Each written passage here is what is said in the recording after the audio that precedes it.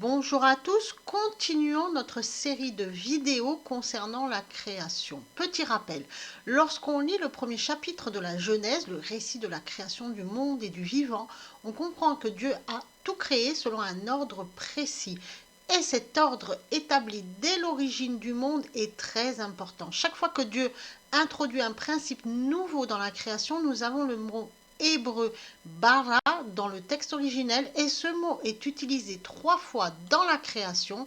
La première fois pour la création du corps en Genèse chapitre 1 verset 1, la seconde fois lorsqu'il est question de la création de l'âme en Genèse chapitre 1 verset 21 et enfin la troisième fois lorsqu'il est question de la création de l'esprit en Genèse chapitre 1 verset 27. Nous avions vu dans la vidéo précédente la création du corps. Dans cette vidéo, intéressons-nous à la création de l'âme et cette création de l'âme est en réalité la création animale. Lisons ce verset 21 du chapitre 1 de la Genèse. Dieu créa les grands poissons et tous les animaux vivants qui se meuvent et que les eaux produisent en abondance selon leur espèce. Il créa aussi tout oiseau ailé selon son espèce. Dieu vit que cela était bon.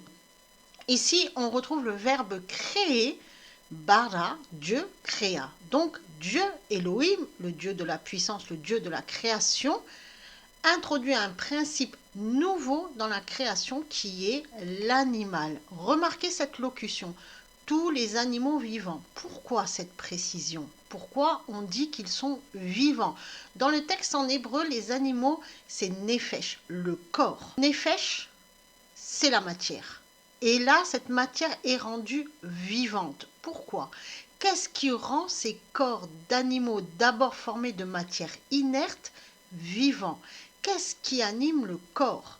C'est l'âme, en hébreu le rouar, ou en grec la psyché.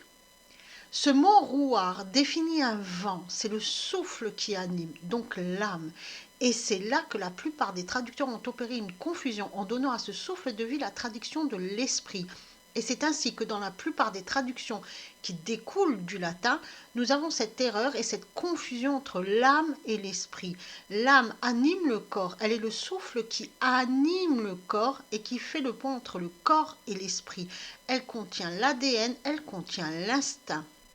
En Genèse, chapitre 2, verset 19, nous lisons « L'Éternel Dieu forma de la terre tous les animaux des champs et tous les oiseaux du ciel. » Remarquons ici, nous avons l'Éternel Dieu. Donc, il y avait Elohim, le Dieu de la relation et le Dieu de la création. Un seul Dieu unique, mais le Tout-Puissant qui est mis en relation avec le vivant. Donc, l'animal est créé pour être en relation avec Dieu. Ce verbe formé, c'est watser en hébreu. La racine de ce mot est tser, qui signifie littéralement formation par compression. Cette racine a donné deux mots, yetser, qui est l'instinct est contenu dans l'âme, et yotser, qui est le formateur, et l'on verra dans la vidéo suivante que c'est ce mot qui est relié à l'esprit. L'âme contient l'instinct, l'ADN qui fait l'être. Ainsi, un chien se comportera toujours comme un chien, un chat toujours comme un chat et un taureau toujours comme un taureau. Cette âme régit le corps, l'instinct, qui permet au corps de vivre et de se reproduire pour éviter l'extinction de son espèce. Chaque espèce animale a reçu un ADN spécifique et le règne végétal pareil. L'animal obéit à son ADN. Bien sûr, l'homme a un corps de matière, un corps animal et une âme qui contient son ADN. Il a donc en lui toutes les informations qui lui permettent d'être un homme. Encore faut-il qu'il veuille obéir à son ADN et se comporter comme un homme, et non comme une bête. Et l'on revient à la marque de la bête, la bêtise, qui est à l'instinct de l'homme et lui fait adopter un comportement pire qu'un animal, allant à contresens de son ADN. L'âme interagit avec le corps grâce à ces 6 attributs qui sont l'affection, la raison, la mémoire, l'imagination, l'analyse et la pensée.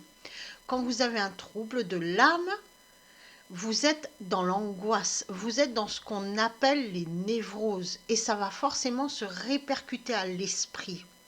Et si on ne fait rien, c'est là où on perd l'esprit. Donc de névrose, vous allez passer à la psychose. Tous les animaux sont doués de ces 6 attributs, car tous les animaux ont la capacité d'apprendre par l'expérience et de raisonner face à une situation donnée afin de prendre une décision pour sa survie. Symboliquement, l'âme est située dans le cœur, la zone des émotions. Ok, mais alors que possède l'homme de plus que l'animal et qui lui donne l'intelligence et la sagesse? L'esprit. Et l'esprit, nous allons voir, nous allons donner sa définition dans la prochaine vidéo. Soyez bénis.